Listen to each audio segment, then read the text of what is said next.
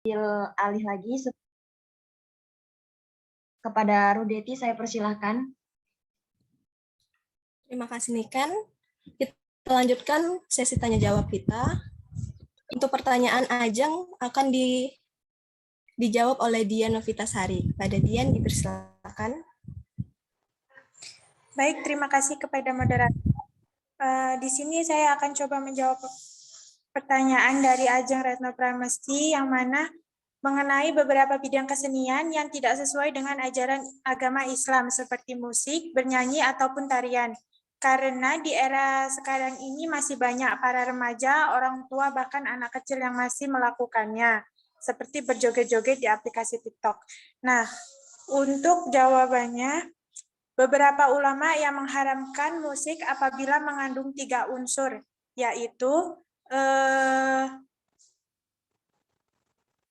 musik menjadi haram hukumnya jika musik itu baik dimainkan biasa ataupun dalam pertunjukan atau sekedar iseng-isengan. Disajikan sambil disertai dengan kemungkaran alias kemaksiatan yang nyata. Yang kemaksiatannya memang disepakati oleh segenap ulama.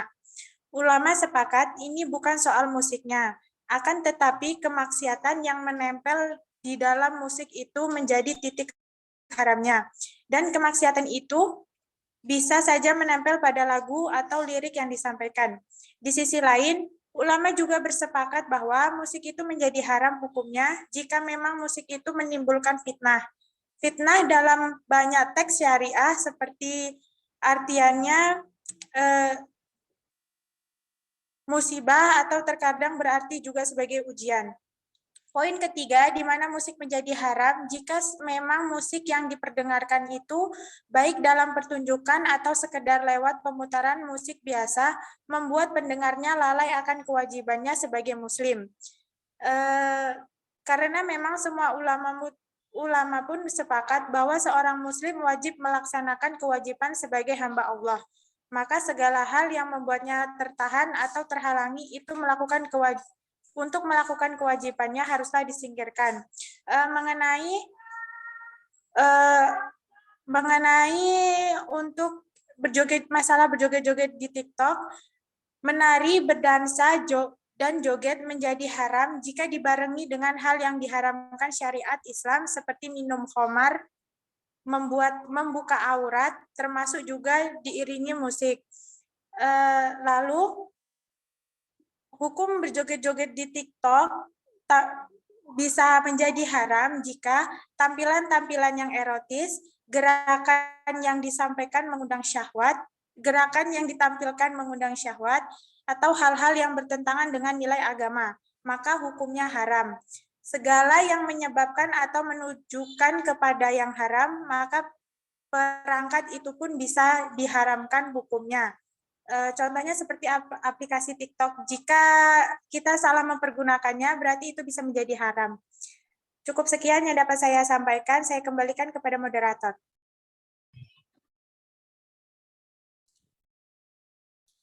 Baik, terima kasih Dian.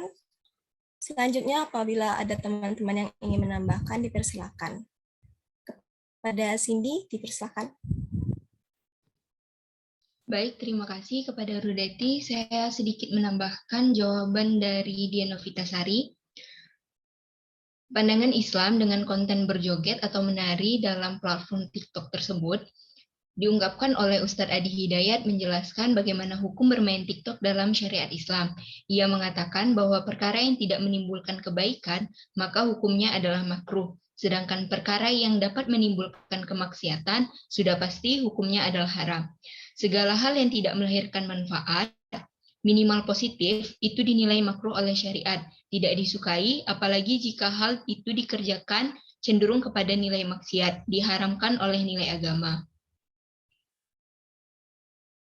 Bahkan, dalam beberapa riwayat pun telah menyinggung masalah tersebut. Adanya aplikasi TikTok ini seolah-olah telah menghalalkan musik. Sungguh akan ada sebagian dari umatku yang menghalalkan zina, sutra, minuman keras, dan alat-alat musik. Hadis riwayat Al-Bukhari nomor 5590.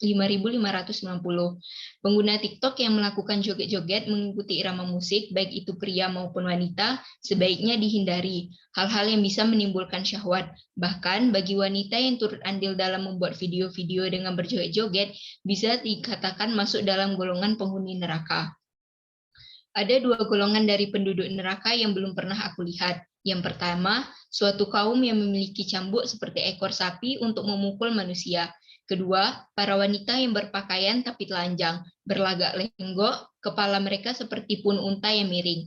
Wanita seperti itu tidak akan masuk surga dan tidak akan mencium baunya, walaupun baunya tercium selama perjalanan sekian dan sekian. Hadis riwayat Muslim nomor 2128. Jadi lebih baik menghindari pengguna yang berlebihan, apalagi jika itu bisa menimbulkan maksiat. Sekian penambahan dari saya. Wassalamualaikum warahmatullahi wabarakatuh.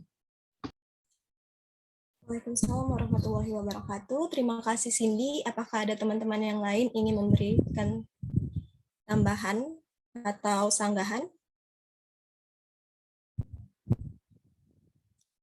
Sepertinya tidak ada.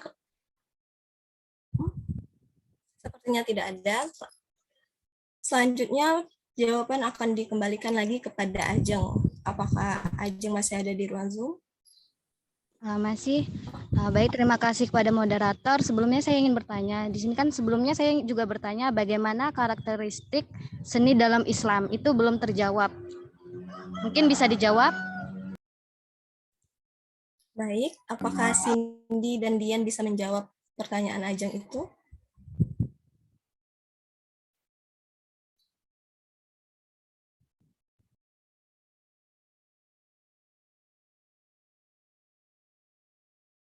Dian?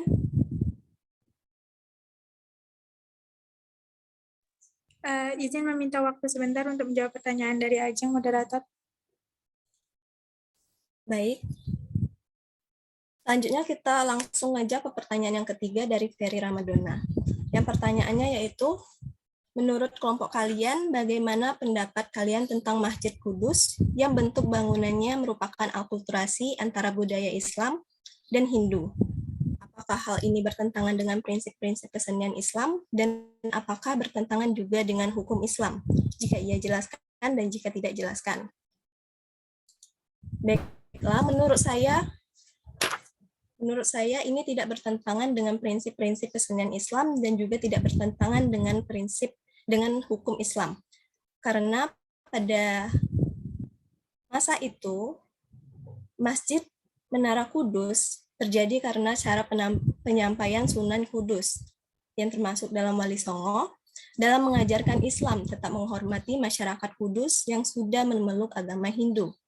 Penerapan budaya Hindu dalam Masjid Menara Kudus dapat dilihat dari pembagian-bagian menara yang menjadi 3, yaitu kaki, badan, dan puncak, bangunan khas Jawa Hindu. Adopsi budaya Hindu dan Jawa juga terlihat pada 8 pancuran untuk wudhu, di mana diletakkan arca di atas pancuran tersebut. Sehingga masyarakat Kudus pada zaman itu menerima dengan adanya penyampaian dari Sunan Kudus. Terima kasih jawaban saya. Sekian. Apakah ada teman-teman yang lain ingin menambahkan jawaban atau memberi sanggahan?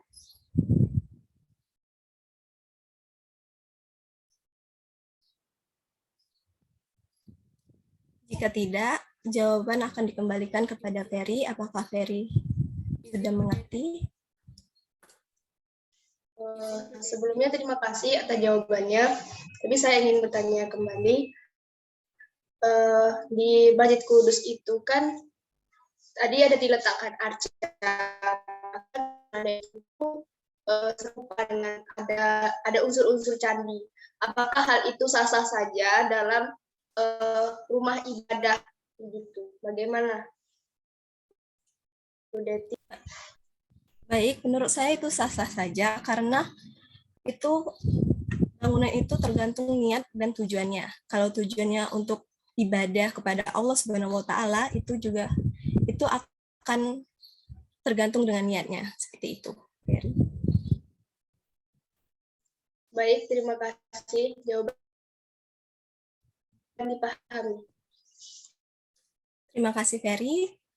Selanjutnya kembali ke pertanyaan yang kedua, apakah Dian Novitasari sudah menemukan jawabannya?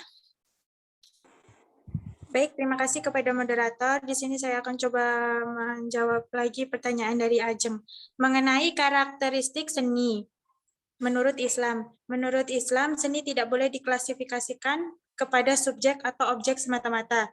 Ia harus dilihat sebagai Islam sendiri memandang sesuatu. Ia tidak dilihat pada suatu sudut tertentu, tapi pada suatu yang menyeluruh, selaras dengan kehidupan yang telah ditentukan oleh Allah. Berdasarkan tujuan dan kandungan seni Islam, maka setiap seniman Muslim harus memahami nilai-nilai terlebih dahulu sebelum menguasai sesuatu tentang seni. Dalam arti lain, nilai Islamlah yang akan menjadi rujukan keseniannya. Seorang seniman yang melahirkan karya seni tidak lepas dari pengalaman dan kehidupan yang dijalaninya. Oleh sebab itu, jika ia memahami nilai-nilai secara baik dan menyeluruh, maka karya seni yang dihasilkan pasti memancarkan roh keislamian. Selanjutnya, seni Islam merupakan hasil dari pengejawetan keesaan pada keanekaragaman. Artinya, seni Islam sangat terkait dengan karakteristik tertentu dari tempat penerimaan wahyu Al-Quran yang di dalam hal ini adalah masyarakat Arab. Jika demikian, bisa jadi Islam adalah seni yang terungkap melalui ekspresi budaya lokal yang senada dengan tujuan Islam. Mungkin hanya sekian yang dapat saya sampaikan. Kembalikan kepada moderator. Baik, terima kasih Dian. Apakah teman-teman yang lain ingin memberikan tambahan atau sanggahan? Sepertinya tidak. Jawaban akan dikembalikan lagi ke Ajeng. Apakah Ajeng bisa menerimanya? Baik, terima kasih kepada moderator. Jawaban dari teman-teman sudah saya pahami. Saya kembalikan kepada moderator. Baik, terima kasih Ajeng. Dengan berakhirnya sesi tanya jawab tadi, berakhir pula presentasi kelompok 2 R002. Saya ucapkan terima kasih. Wassalamualaikum warahmatullahi wabarakatuh. Selanjutnya saya alihkan ke Niken Amalia. Terima kasih kepada moderator R002. Di sini saya akan melanjutkan sesi tanya jawab untuk kelas R003, yang mana pertanyaan awal dari Sakia akan dijawab oleh Sherly Ardila Putri. Kepada Sherly, saya persilahkan. Baik, terima kasih atas kesempatan yang telah diberikan kepada saya. Di sini saya akan menjawab pertanyaan dari Sakia, yang pertanyaannya itu adalah bagaimana kontribusi iptek dan seni bagi dakwah Islam, dan jelaskan kekurangan serta kelebihannya.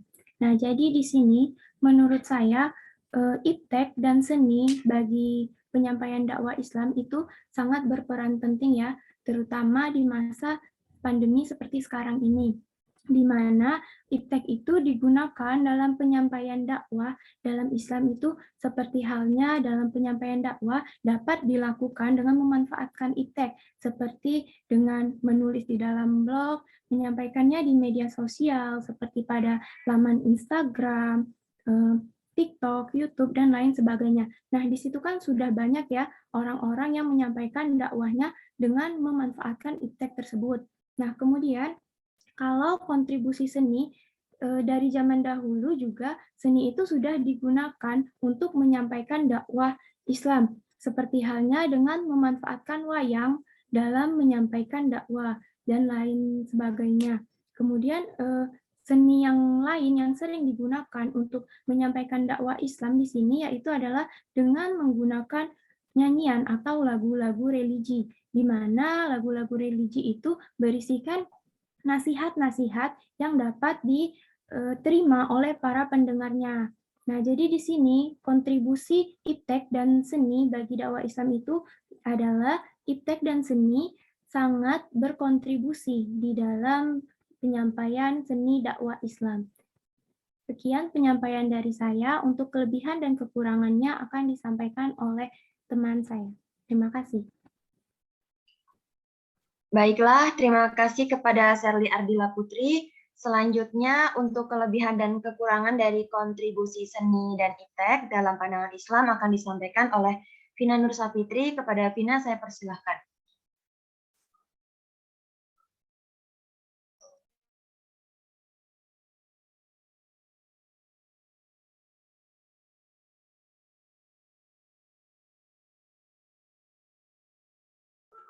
Maaf, kepada Jessica, saya persilahkan.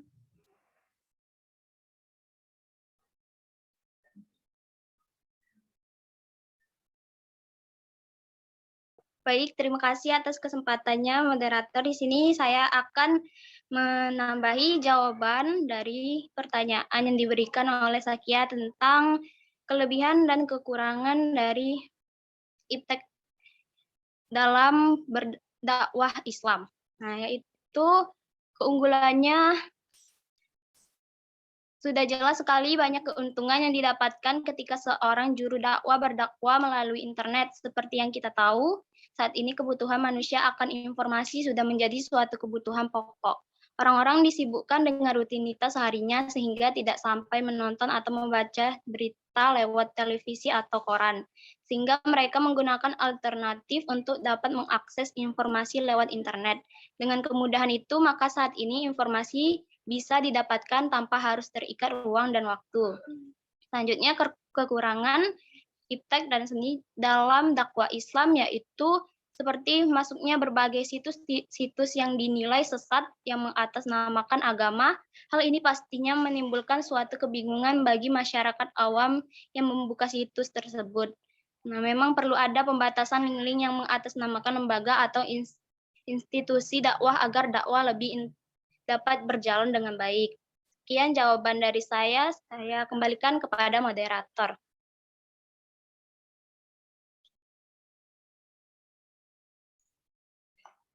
Terima kasih atas jawabannya, Jessica.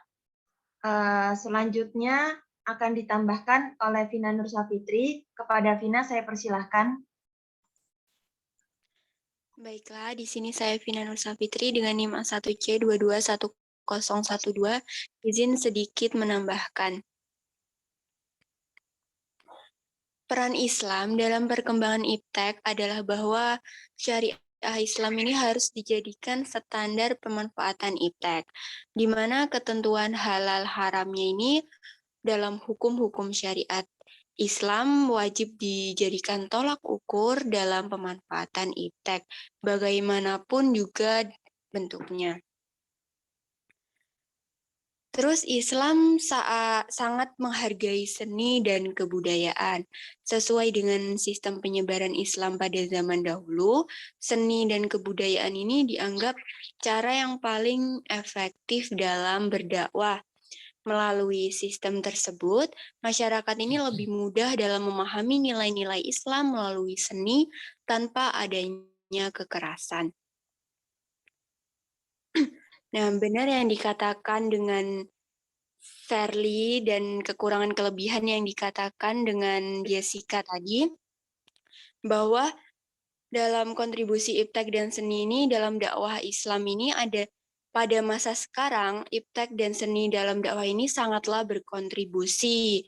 Seperti contohnya tadi sudah dijelaskan kepada Sherly, misalnya dalam penyampaian dakwah dapat dilakukan dengan pemanfaatan iptek, seperti banyaknya dakwah dapat dilakukan dengan yang beredar di media sosial seperti Instagram, YouTube, bahkan masih banyak lagi.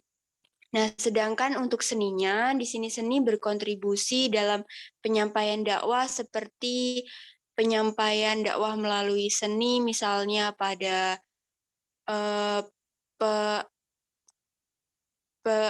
penyampaian penampilan wayang, kemudian ada yang menyampaikan bentuk nyanyian, religi, dan upacara-upacara adat.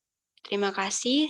Sekian tambahan dari saya kembalikan kepada moderator. Terima kasih kepada Vina Nur Safitri atas tambahannya tadi. Di sini saya sedikit menambahkan untuk dampak positif dan negatif dari perkembangan iptek dalam kontribusi Islam. Di sini salah satu contoh untuk efek positif dari perkembangan iptek dalam Islam yaitu mempermudah meluasnya berbagai informasi. Contohnya seperti kajian-kajian Islami yang ada di YouTube atau di Zoom itu lebih bisa mempermudah untuk kita menggali sumber-sumber tentang Islam begitu. Nah, dampak negatifnya salah satu contohnya yaitu seperti orang yang hanya membaca sekilas saja tentang kajian-kajian Islam. Nah, disitulah timbul masalah yang akan menyebabkan dampak negatif tentang kontribusi ilmu pengetahuan terhadap Islam. Begitu tambahan menurut saya. Dari teman-teman sekalian, apakah ada yang ingin menambahkan untuk jawaban dari Sakia?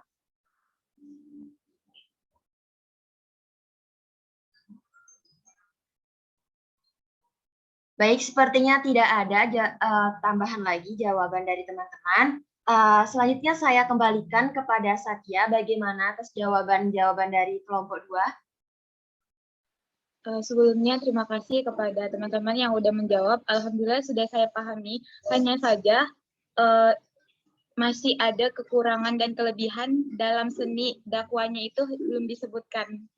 Jadi bagaimana?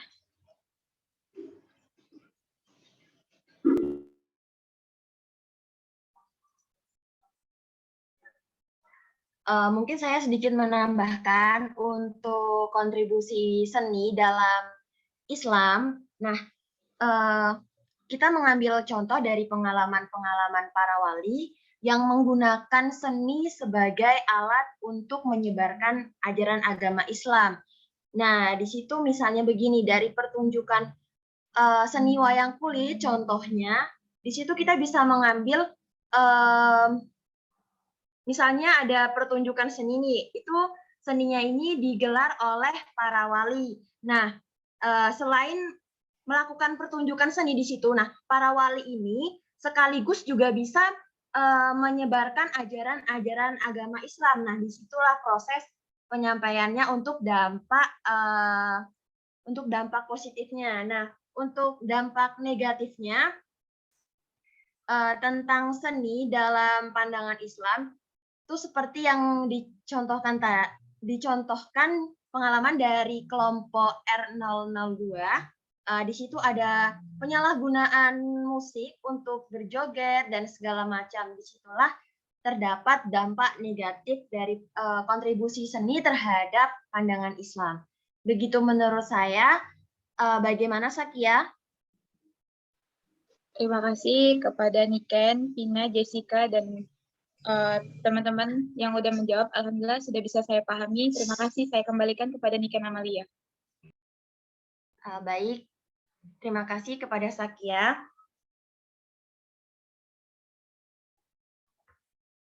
Selanjutnya pertanyaan dari Ilham Holik. Kami mohon waktunya sebentar.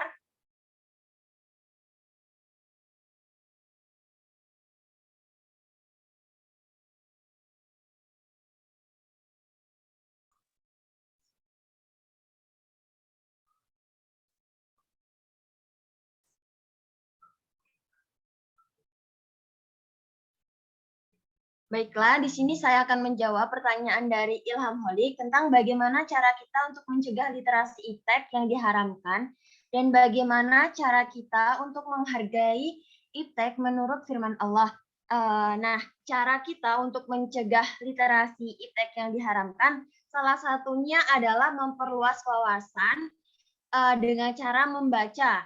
Nah, membaca ini jangan sampai cuma sekilas saja, tapi kita harus tahu apa dasarnya, bagaimana cara melakukannya, nah gitu. Nah, itu diiringi juga dengan ilmu pengetahuan agama. Nah, untuk bagaimana cara kita menghargai iptek menurut firman Allah, di sini saya menemukan surat mungkin belum spesifik untuk cara menghargai iptek. Nah, tapi di sini ada dari Quran surat Al-Alaq ayat 1, yang mengandung arti tentang manusia telah diperintahkan untuk membaca guna memperoleh berbagai pikiran dan pemahaman. Tetapi segala pemikiran itu tidak boleh lepas dari akidah Islam. Nah, maksud dari ayat itu kita diwajibkan sebelum kita menggunakan sesuatu itu kita diwajibkan untuk membaca dasar-dasar yang ada dalam ilmu pengetahuan tersebut. Jadi kita tidak salah menggunakan begitu.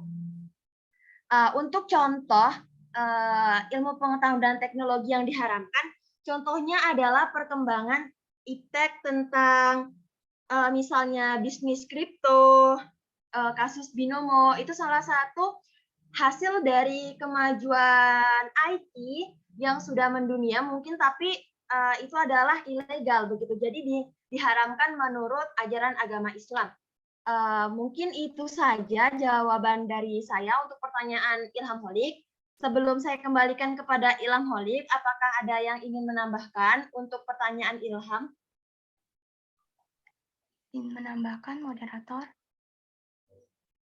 Silahkan kepada Sherly Ardila Putri, saya persilakan. Baik, terima kasih atas kesempatannya. Di sini saya akan menambahkan sedikit dari pertanyaan Ilham.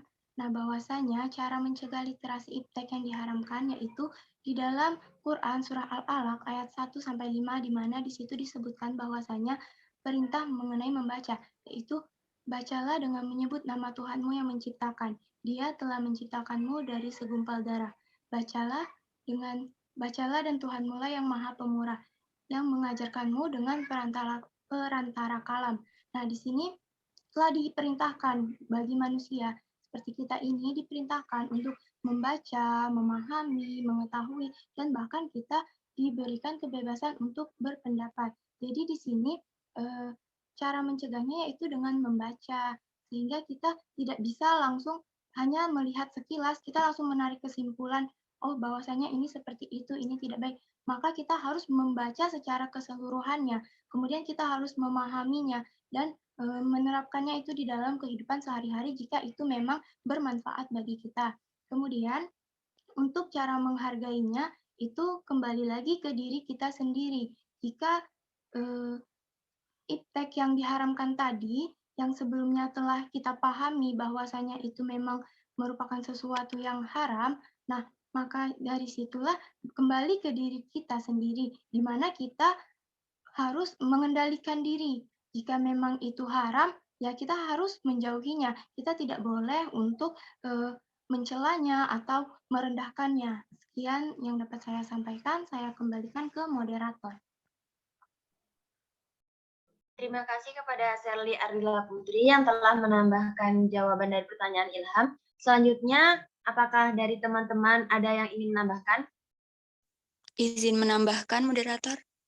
Silakan kepada Vina Nur Safitri. Baiklah, di sini saya Vina Nur Safitri dengan NIM A1C221012 izin menambahkan pertanyaan dari Ilham. Di sini bagaimana cara mencegah literasi iptek. Di sini saya ambil contoh misalnya pada berita hoak. Nah, di dalam berita hoak itu pastinya ada suatu kebohongan, dan di mana dalam Islam pasti kalau kebohongan itu pastinya diharamkan. Nah, bagaimana caranya? Di sini yang pertama itu melakukan tabayun. Dalam Al-Quran ini mengajarkan orang-orang beriman agar bersikap kritis, cerdas, selektif, dan meneliti dalam menerima sebuah informasi ataupun berita. Lalu sikap selektif kritis ini meneliti diistilahkan dengan nama sebutan dengan tabayun. Perintah tabayun ini semakin penting ketika fenomena perpecahan umat yang disebabkan prasangka semakin menguat. Melakukan tabayun masih tetap relevan, apalagi memasuki pada era revolusi sekarang ini. Perkembangan teknologi informasi dan komunikasi semakin meningkat, serta pesat dan cepat. Oleh karena itu, dengan cara ini, insya Allah kita bisa dalam mencegah pada literasi iptek, contohnya tadi pada penerima berita hoak. Terus ada lagi satu, yaitu melakukan tawakuf. tawakuf ini adalah suatu sikap atau perbuatan menahan diri untuk tidak langsung mempercayai atau menolak suatu berita yang tidak pasti ataupun pada berita-berita hoaks. Baiklah, itu saja tambahan dari saya. Terima kasih, saya kembalikan kepada moderator.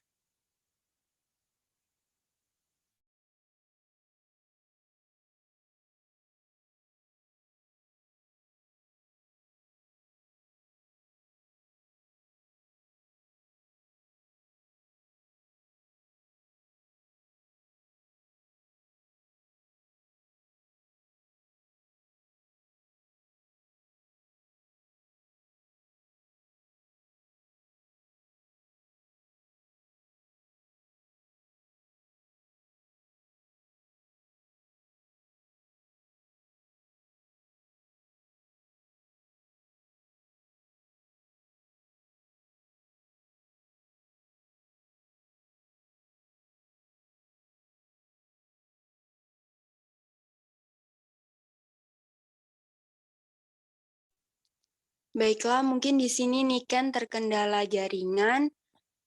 Apakah saya lanjutkan? Apakah dari teman-teman ada yang ingin menambahkan kembali?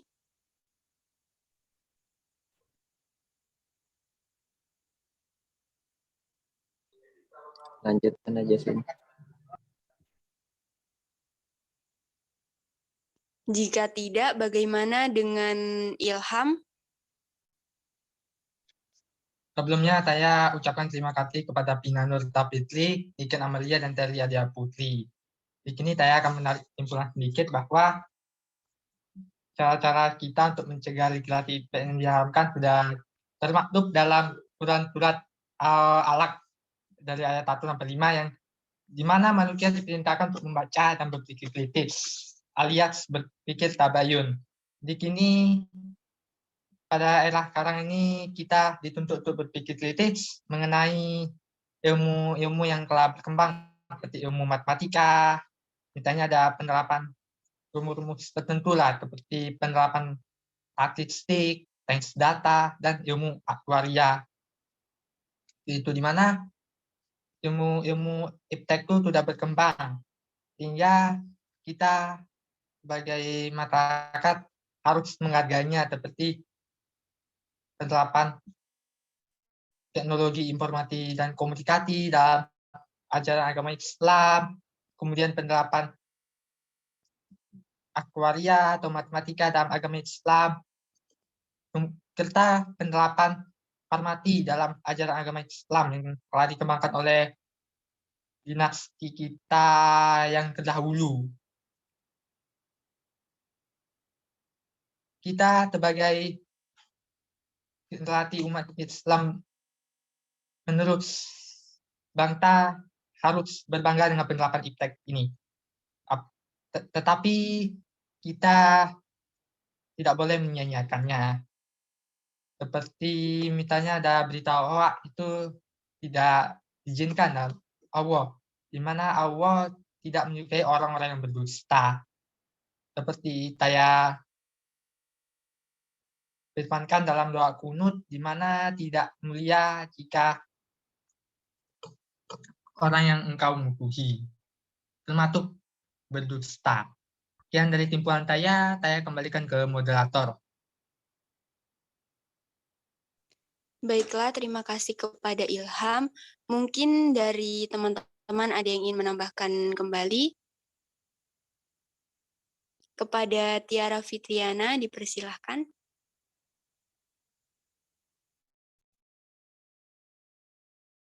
Baik, terima kasih moderator. Sebelumnya saya mohon maaf karena saya off cam dikarenakan sinyalnya yang tidak mendukung. Di sini saya, Tiara Fitriana dengan NIM A1Q221041, izin menambahkan sedikit.